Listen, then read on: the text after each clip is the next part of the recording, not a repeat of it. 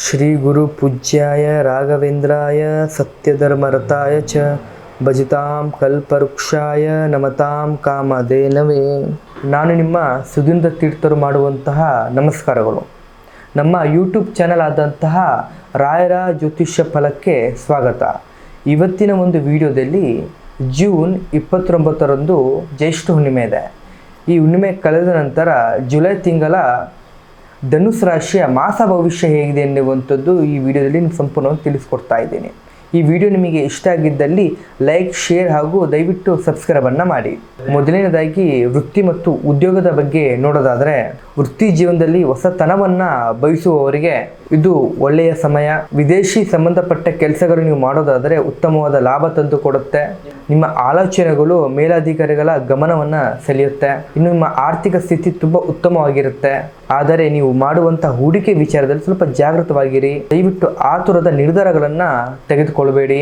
ಧಾರ್ಮಿಕ ಕಾರ್ಯಕ್ರಮಗಳಿಗಾಗಿ ಹಣ ಖರ್ಚಾಗಲಿಕ್ಕೆ ಸಾಧ್ಯತೆ ಇದೆ.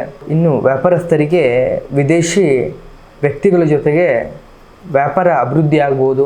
ನಿಮ್ಮ ಪ್ರಾಮಾಣಿಕತೆಯೇ ನಿಮ್ಮ ವ್ಯಾಪಾರದ ಬಂಡವಾಳ. ಇನ್ನು ಈ ಪ್ರೇಮಿಗಳಿಗೆ ಈ ತಿಂಗಳು ಸಂತೋಷದ ತಿಂಗಳಂತಲೇ ಹೇಳ್ಬೋದು. ದಾಂಪತ್ಯ ಜೀವನದಲ್ಲಿ ಮಧುರತೆ ಹೆಚ್ಚಾಗುತ್ತೆ. ಸಂಗಾತಿಯೊಡನೆ ಪ್ರವಾಸಕ್ಕೆ ಹೋಗುವಂತಹ ಸಮಯವಿದೆ. ಇನ್ನು ಮನೆಯಲ್ಲಿ ಹಿರಿಯರೊಂದಿಗೆ ಸುದೀರ್ಘ ಚರ್ಚೆಗಳನ್ನು ನಡೆಯಬಹುದು. ನಿಮ್ಮ ಧ್ಯಾನ ಅಭಿವೃದ್ಧಿಗೆ ಸಹಕಾರಿಯಾಗುತ್ತೆ. ನಿಮ್ಮ ಕುಟುಂಬದ ಎಲ್ಲ ಸದಸ್ಯರ ಜೊತೆಗೆ ಸಾಮರಸ್ಯವಾಗಿರ್ತೀರ. ಇನ್ನು ಆರೋಗ್ಯದ ವಿಚಾರದಲ್ಲಿ ನಿರ್ಲಕ್ಷ್ಯ ಬೇಡ. ಯೋಗ ಮತ್ತು ಪ್ರಾಣಾಯಾಮವನ್ನು ಅಭ್ಯಾಸ ಮಾಡ್ಕೊಳ್ಳಿ. ಹೊಟ್ಟೆಗೆ ಸಂಬಂಧಪಟ್ಟ ಚಿಕ್ಕ ಪುಟ್ಟ ಕಾಯಿಲೆಗಳು ನಿಮಗೆ ಬರಬಹುದು. ಆಹಾರದ ಬಗ್ಗೆ ಅತಿ ಹೆಚ್ಚು ಎಚ್ಚರಿಕೆಯಿರಲಿ. ನಿಮ್ಮ ಯಶಸ್ಸನ್ನು ಹೆಚ್ಚಿಸಿಕೊಳ್ಳಲು ನಾನು ಹೇಳುವಂಥ ಪರಿಹಾರವನ್ನು ಮಾಡಿ. ಪ್ರತಿ ಗುರುವಾರರಂದು ರಾಯರ ಮಠಕ್ಕೆ ಭೇಟಿ ನೀಡಿ ಹಳದಿ ಬಣ್ಣದ ಹೂಗಳನ್ನು ಅರ್ಪಣೆಯನ್ನು ಮಾಡಿ.